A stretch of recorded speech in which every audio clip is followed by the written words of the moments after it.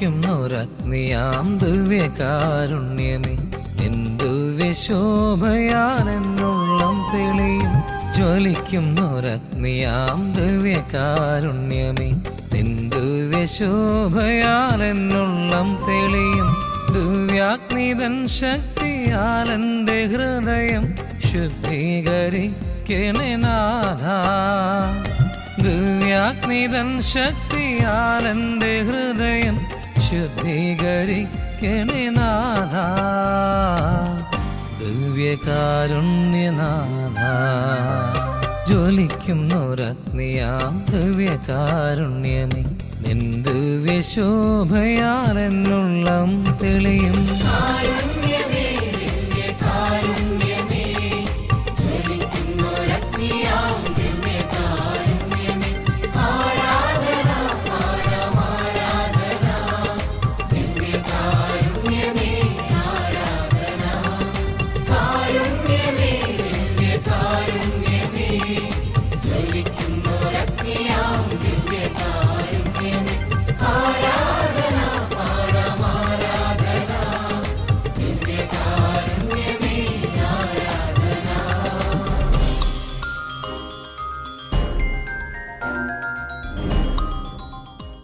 പിതാവിൻ്റെയും പുത്രൻ്റെയും പരിശുദ്ധാത്മാവിൻ്റെയും നാമത്തിൽ ആമേൻ. ദീപികാരൻ ഈശോയിൽ ഏറ്റവും സ്നേഹമുള്ളവരെ,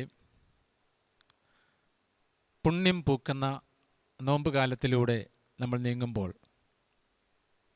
നോമ്പിൻ്റെ ചൈതന്യവും അതിൻ്റെ അന്തസത്തയും, നോമ്പുകാലത്ത് നമ്മൾ പ്രത്യേകം ശ്രദ്ധിക്കേണ്ട കാര്യങ്ങളും നമ്മൾ ധ്യാന വിഷയമാക്കുകയാണ്.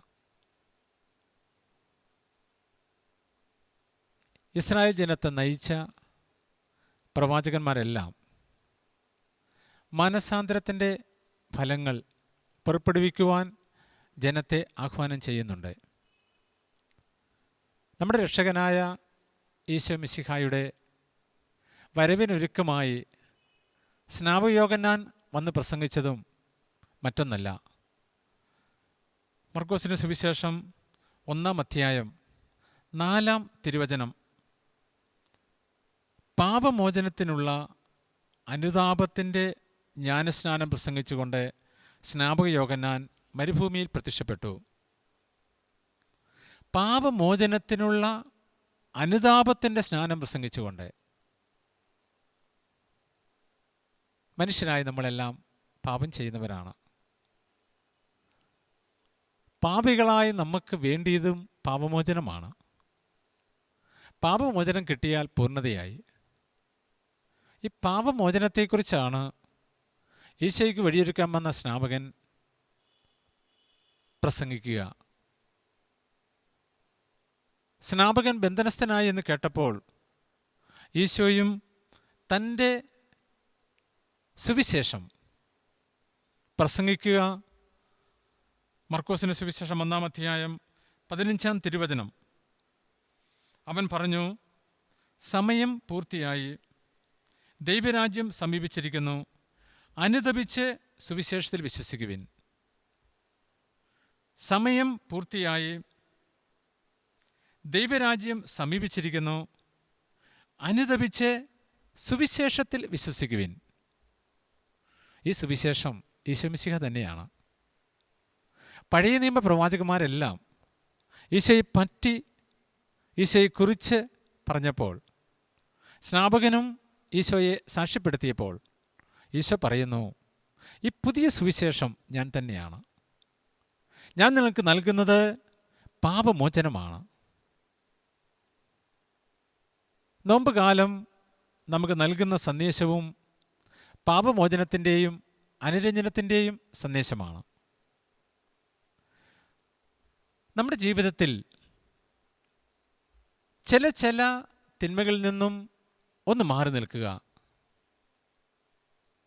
വഴിതെറ്റിയ ജീവിത സാഹചര്യങ്ങൾ, തിന്മയായ ജീവിതത്തെ നശിപ്പിക്കുന്ന പ്രലോഭനങ്ങൾ, അവയിൽ നിന്നെല്ലാം ഒന്ന് ഒഴിഞ്ഞു മാറി ദൈവത്തിൻ്റെ സന്നിധിയിലേക്ക് കൂടുതലായി ഒന്നടുക്കുക. വിശുദ്ധ പൗലോസ്ലീഹ കർത്താവ് തിരഞ്ഞെടുത്ത വലിയ പ്രേക്ഷിത ആചാര്യനായിരുന്നല്ലോ. വിജാതിയരുടെ അപ്പസ്തോലൻ എന്ന പേരിൽ അറിയപ്പെടുന്ന പൗലോസ്ലീഹ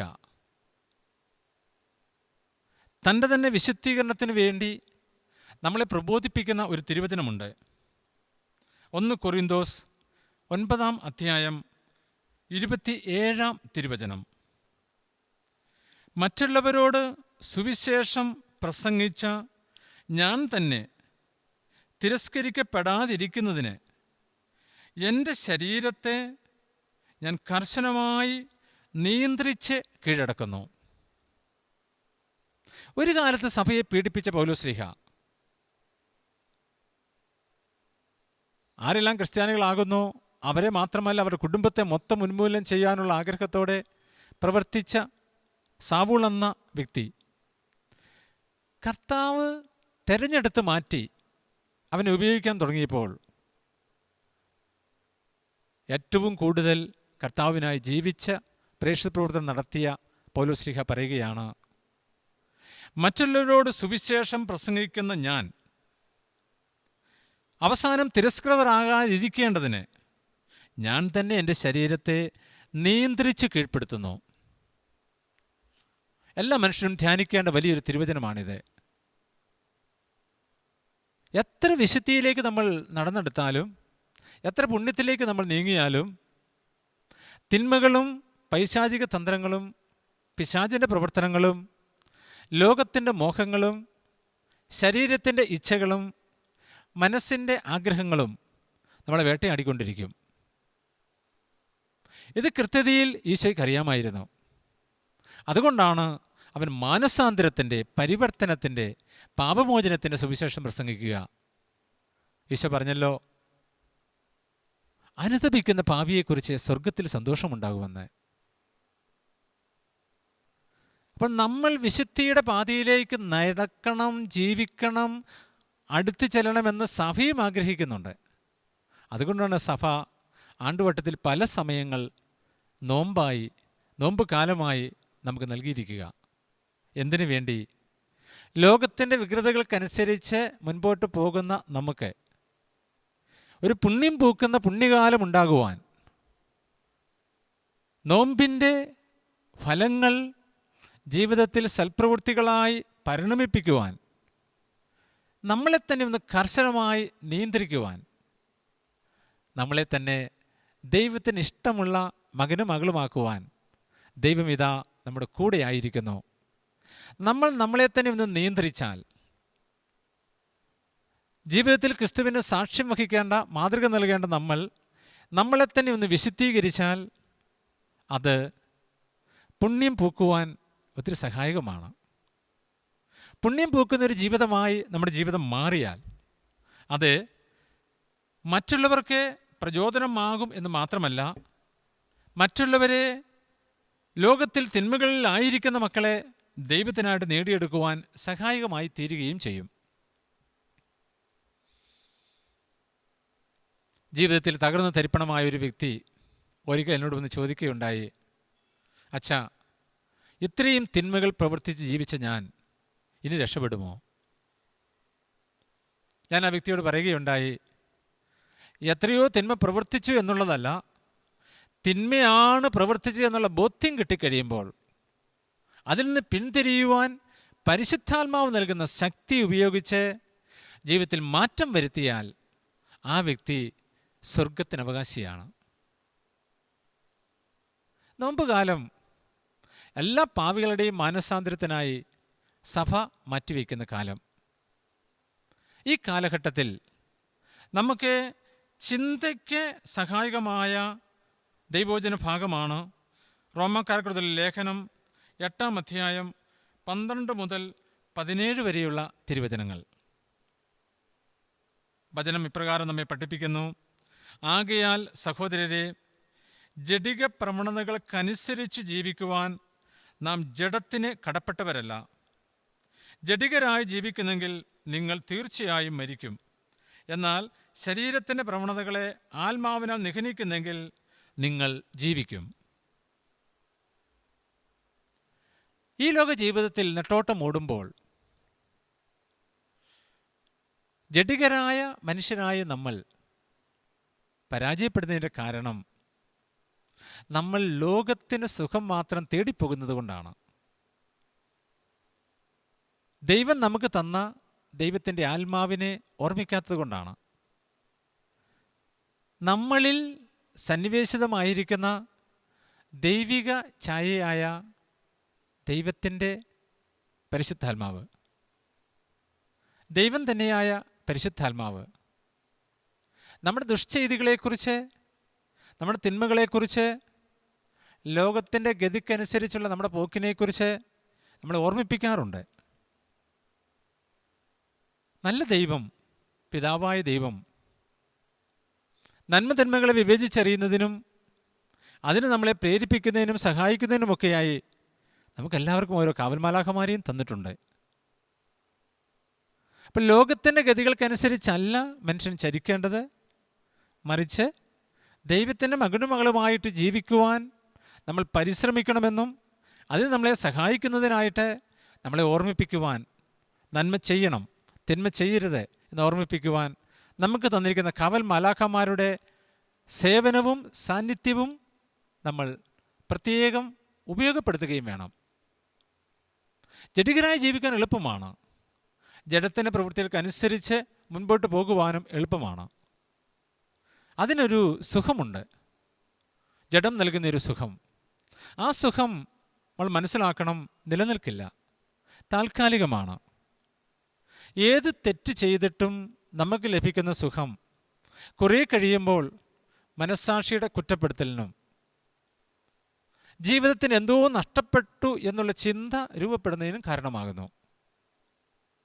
അതുകൊണ്ടാണ് പൗലോസ്ലീഹ പറയുക, ജഡത്തിൻ്റെ പ്രവർത്തനങ്ങൾക്കനുസരിച്ചല്ല നമ്മൾ വ്യാപരിക്കേണ്ടത്, ജഡത്തിൻ്റെ മോഹങ്ങൾക്കനുസരിച്ചല്ല നമ്മുടെ ജീവിതം ചരിക്കേണ്ടത്, മറിച്ച് അതിനെ അതിജീവിക്കുവാൻ നമ്മൾ കരുത്തുള്ളവരാകണം. എങ്ങനെ? പരിശുദ്ധാത്മാവിൻ്റെ ശക്തിയാൽ. ശരീരത്തിൻ്റെ പ്രവണതകളെ ആത്മാവിനാൽ നിഹനിക്കുന്നെങ്കിൽ നിങ്ങൾ ജീവിക്കും എന്ന് പറഞ്ഞാൽ, ഒരു മനുഷ്യർക്കും അവരുടെ കഴിവ് കൊണ്ട് പാപത്തെയും പാപസാക്ഷ്യങ്ങളൊന്നും വെറുത്തുപേക്ഷിക്കാൻ പറ്റില്ല. ദൈവത്തിൻ്റെ ശക്തി, ദൈവത്തിൻ്റെ പരിശുദ്ധാത്മാവിൻ്റെ ശക്തിയാണ് അതിനെ സഹായിക്കുക. അതുകൊണ്ടാണ് സഭ പഠിപ്പിക്കുക, ഓരോ കുമ്പസാരവും പാപമോചനം മാത്രമല്ല നൽകുക, തുടർന്ന് പാപം ചെയ്യാതിരിക്കാനുള്ള കൃപാവരവും കൂടി നൽകുന്നുണ്ട്. ചിലരെങ്കിലും അനുദിന ജീവിതത്തിൽ എന്നും പള്ളിയിൽ പോകുന്നവരുടെ മുമ്പിൽ എറിയുന്നൊരു ചോദ്യമല്ലേ, നീയൊക്കെ കുമ്പസാരിച്ചിട്ട് എന്താ വലിയ വ്യത്യാസം? വീണ്ടും നീ പഴയ പാപത്തിലേക്ക് പോകുന്നില്ലേ?